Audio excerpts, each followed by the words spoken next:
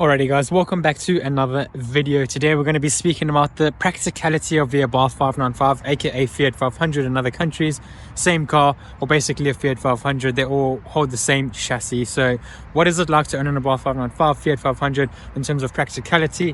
What is it like with boot space? As you guys can very clearly tell, it's very full.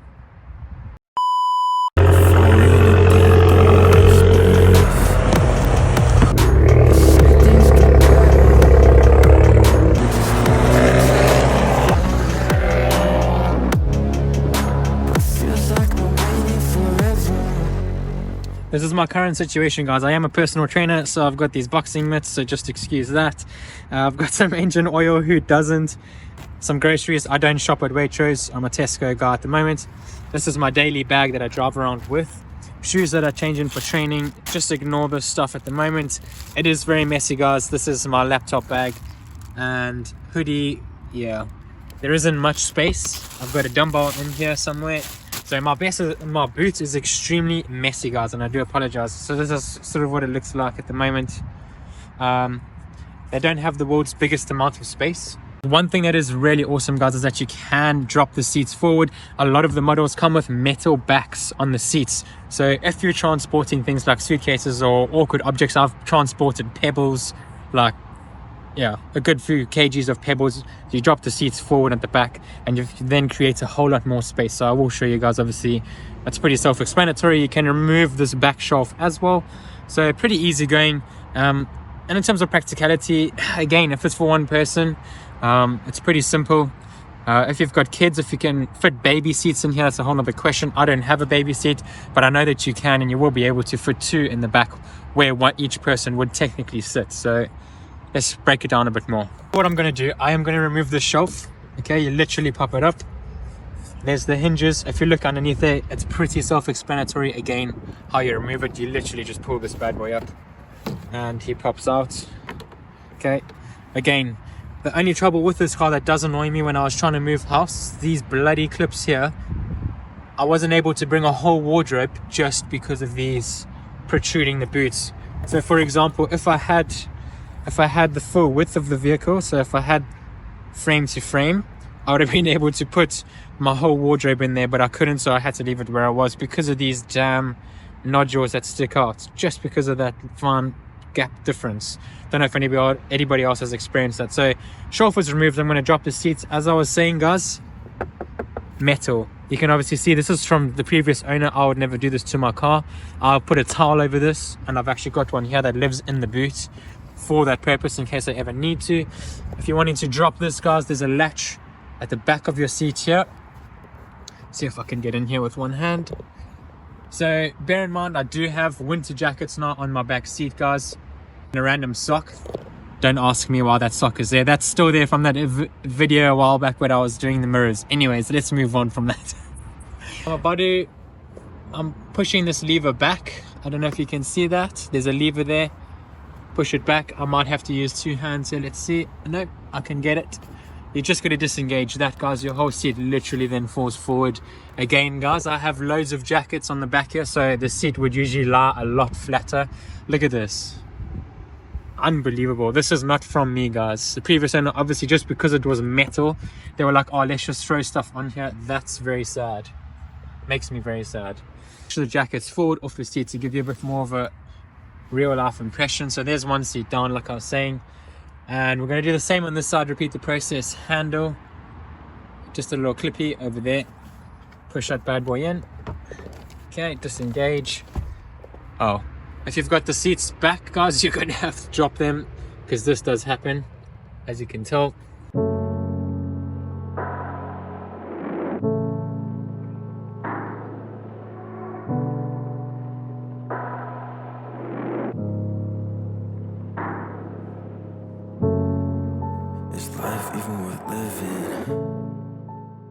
So we have created a lot more space. As I was saying, once these seats are dropped down, okay, you can literally lie. I've fitted in here about 3-4 suitcases.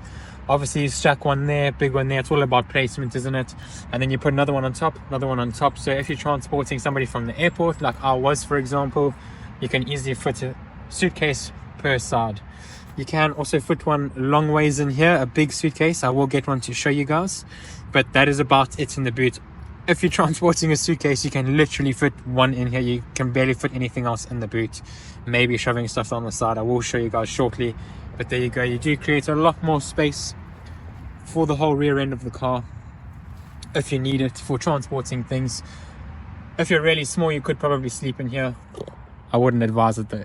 Just thinking, these people who are watching me film this content, they must be thinking that I've absolutely lost the plot. I've dropped the seats down in my car. I'm just climbing in the boot with my phone and my tripod. Please excuse me, guys. So I've grabbed the suitcase from my bedroom. This is a normal size suitcase. It's not a big one, it's not an overly small one. And we're going to stick it in the boot so you can see exactly what it looks like space-wise. So here is the boot, guys. I've emptied out all the rubbish. Excuse the mess in there. So it's not too bad. It's not too bad. If you're fitting like kiddies bags in there, for example, it's not that bad. Okay, the issue is, guys, suitcases in the car. The issue is, if I go to close the boot,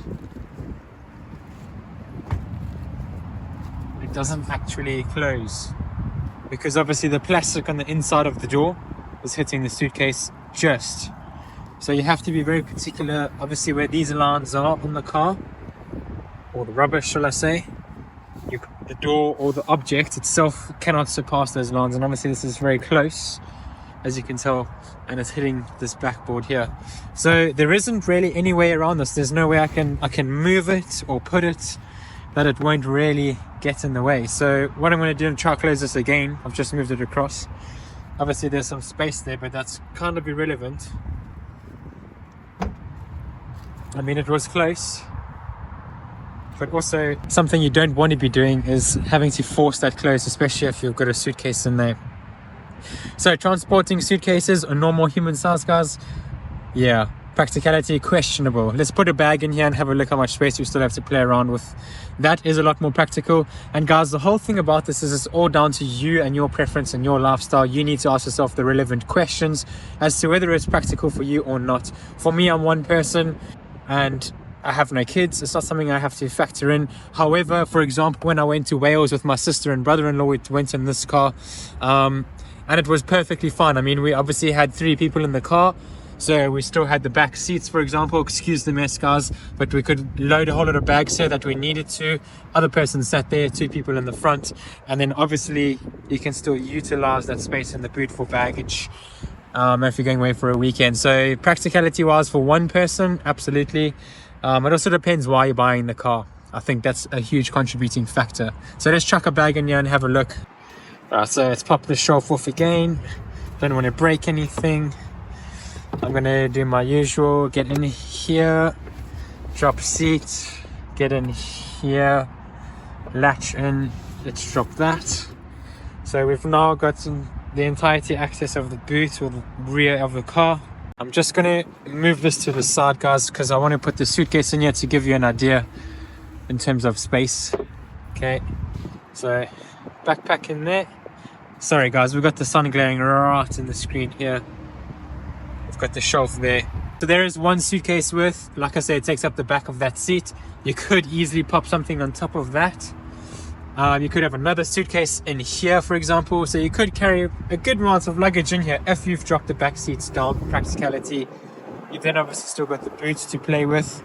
So there is a bit of space, guys. It just depends on you and your lifestyle and what it is you're looking to achieve from getting one of these cars. Here's another alternative for those of you who don't want to be dropping the back seat down, but you want to just transport one suitcase quickly. You can just simply chuck it in the back seat of the car and you'll get away with that. And you literally lock the seat back and you'll secure the suitcase itself. So there is another alternative, guys. Of course, you don't want to damage seats and stuff like that. So just make sure you pad up appropriately. This video has helped somebody today in the sense of answering the question whether the Abarth is a practical car or not. If we're being realistic, the Abarth is probably not the most practical vehicle, but for what it is, guys, again, you've got to ask yourself the question, is this car practical for me and my lifestyle? For me personally, of course it is. I'm one person, like I keep saying. It's very easy for me to get around town. That sounds weird, but you know what I mean. in terms of driving and getting stuff in the vehicle. I'm currently sat in the back seat. I mean, if I was doing a drive, you know, a far one, it's not bad. My head is touching the back. Obviously, I'm about 5'10", 5'9". I can't really remember. If you're a 6-footer type of person, you're probably going to struggle in a car like this. But you know what, guys? Again, for the car that it is, it's a small car. They've obviously compromised the boot space simply for the ability to be able to transport other human beings rather than just yourself and a passenger, which I think is personally more valuable. I can transport my family around London when I go to see them. You can take mates to places. You know what I mean? So do you want more boot space, or do you want to be able to actually transport other human beings to an extent, you know? So again, ask yourself the question, is it practical for you? You can probably very easily fit baby seats on these seats, guys. Ignore the jackets here, it's winter time. But yes, I hope this has helped some of you answer that question. It is a wrap with the boot space video, or aka practicality video, for the Abarth 595, aka Fiat 500, same car. Not the same car, people will kill me for saying that. Same chassis body basically of the vehicle. Guys, is the car practical? You got to ask yourself that question, and for the purpose that you're wanting to buy the vehicle. For those of you who are new to the channel, please make sure to hit a like and a subscribe. I'll see you guys in the next one.